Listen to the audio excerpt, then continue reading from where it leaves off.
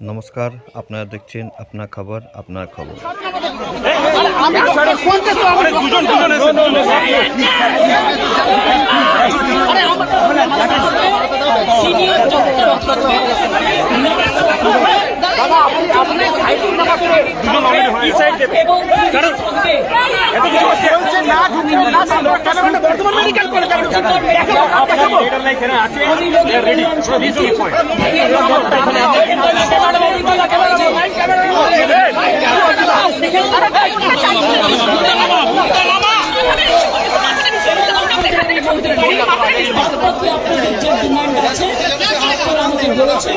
যদি সত্যি কেউ দোষী হয় দোষীরা শাস্তি পাবে, দোষীরা কেউ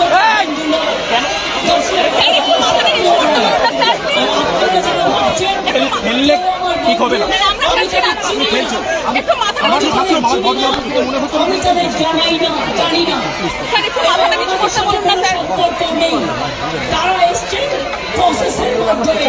এই প্রসেস ফাইনাল হয়ে আমার কাছে আসে এবং প্রায় মাত্র তাদের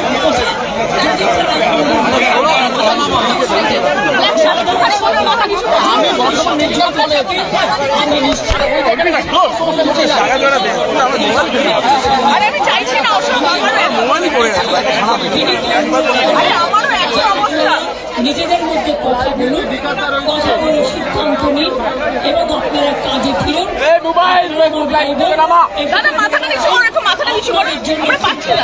আমি কোনো অ্যাকশন নেব, পুলিশ নই।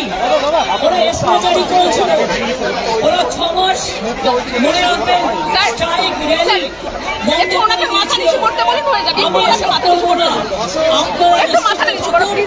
কোনো ডক্টরের বিরুদ্ধে কোনো বিরুদ্ধে কোনো অ্যাকশন নেবার আমি বিরুদ্ধে। আমি জানি আপনারা অনেক কাজ করেন, মহৎ কাজ করেন। আপনাদের ছাড়া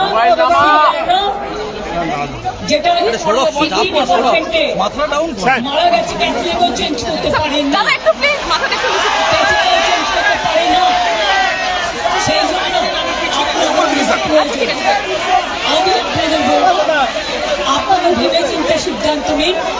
আর যদি আপনারা আমাকে বিশ্বাস করেন, আমি যখন আপনাদের ধর্ম মঞ্চে আসতে পেরেছি, আপনাদের একজন সহযোদ্ধা তখন মনে রাখবেন যে আমি আপনাদের সময় লাগে।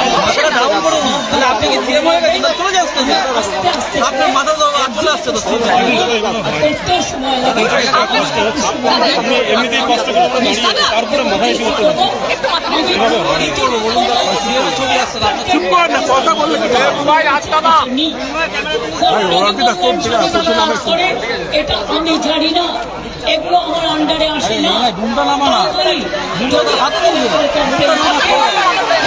ভিত্তিতে নিশ্চয়ই আমরা তদন্ত করবো।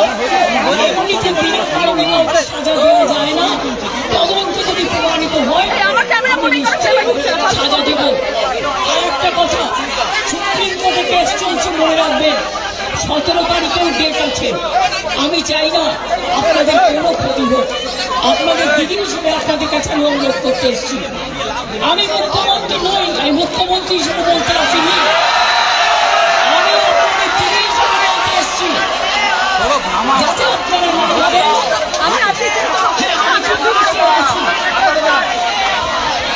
আমি একটা পত্র বিরোধ করি, কিন্তু আপনাদের কাছে এসেছি যদি বলেন as a chief minister, as a elder sister এবং আপনাদের আন্দোলনের সমব্যথী এবং সমসাথী, তাহলে আপনাদের অনুরোধ করব আমার কথা শুনুন।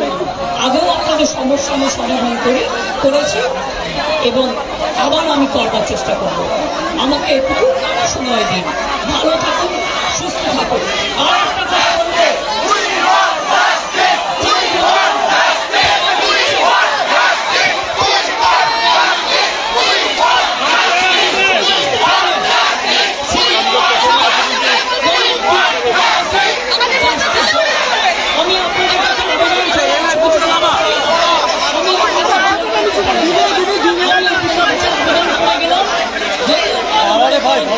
আপনাদের ধর্ম মঞ্চে আসার ফলে আমি সিপিএম গভর্নমেন্ট ছিল পাওয়ারে, একদিনের জন্য কেউ আমাকে কথা বলতে আসেননি, কিন্তু তা সত্ত্বেও আমি এসেছি। তার কারণ আমি মনে করি আপনাদের কাছে আসা মানে এটা নিজেকে ছোট করা নয়, এটা নিজেকে বড় করা।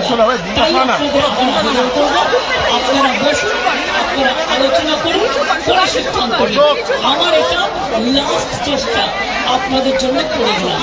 বাদ বাকিরা যদি আমার উপর ছেড়ে দেন, আপনারা জাস্টিস পাবেন, আপনারা ইনজাস্টিস হবে না, এটুকু আমি বলতে পারি। অনেক ধন্যবাদ, নমস্কার। এবং আলোচনায় কি বসবেন দিদি? দিদি আলোচনায় কি বসবেন চিকিৎসকদের সঙ্গে?